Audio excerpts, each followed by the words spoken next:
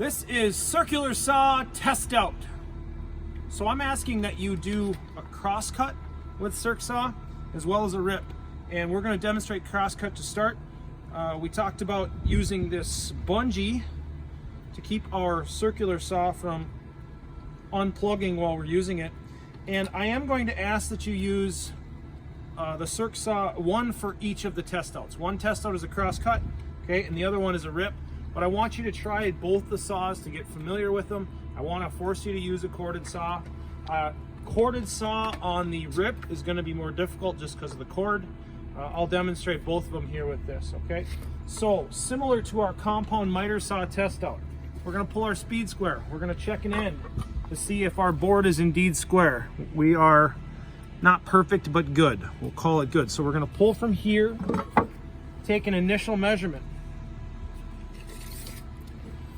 I want you to subtract 3 1/4 inches off of that measurement. So I have 23 1/8. 3 1/4 off would be 20 1/8 minus 1/4 would be 19 7/8. So I'm going to mark 19 7/8 on this particular board. Remember, we're taking minus 3 1/4. So this was 23 1/8. That would be the carpentry notation, or I will accept 23 1/8 inches. You can write it like that as well.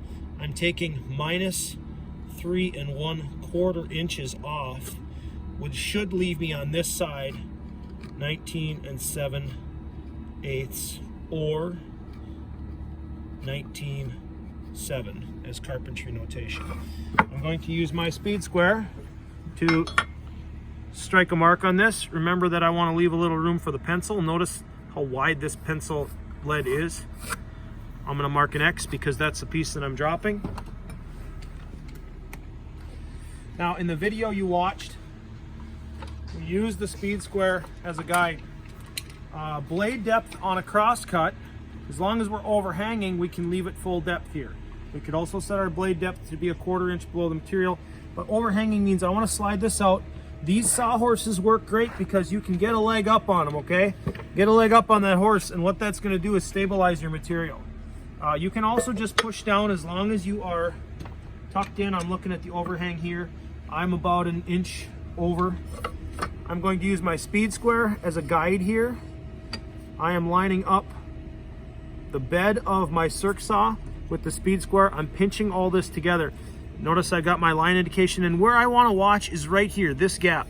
If this is veering either way, that's bad. I don't need to look at the blade. I don't even need to watch the line once it's lined up. I just want to pin that and watch that gap. Okay, I'm pushing down on the table or on the sawhorse right now, pinching everything together. Let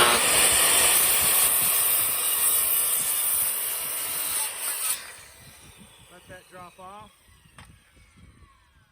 What I'm going to show the teacher or instructor is I'm going to pull this, make sure that I got my 19 7/8,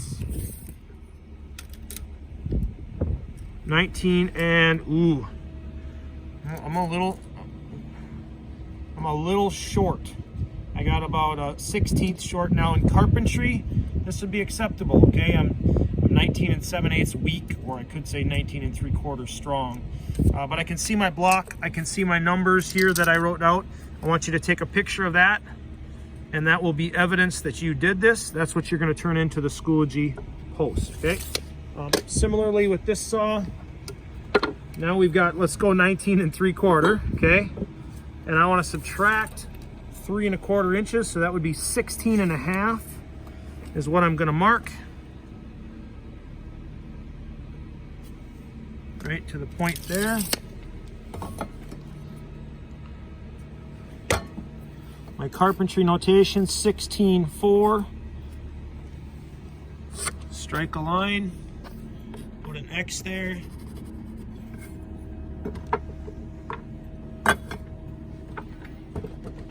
Overhang, so I don't cut through my sawhorses.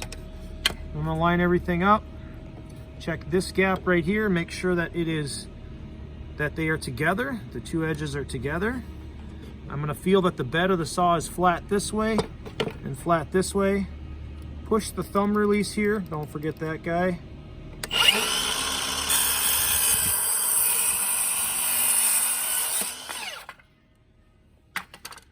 Pull this to see that I got 16.5, which again, I'm a little shy, but good. Put these back together, take a picture, okay? That's my evidence.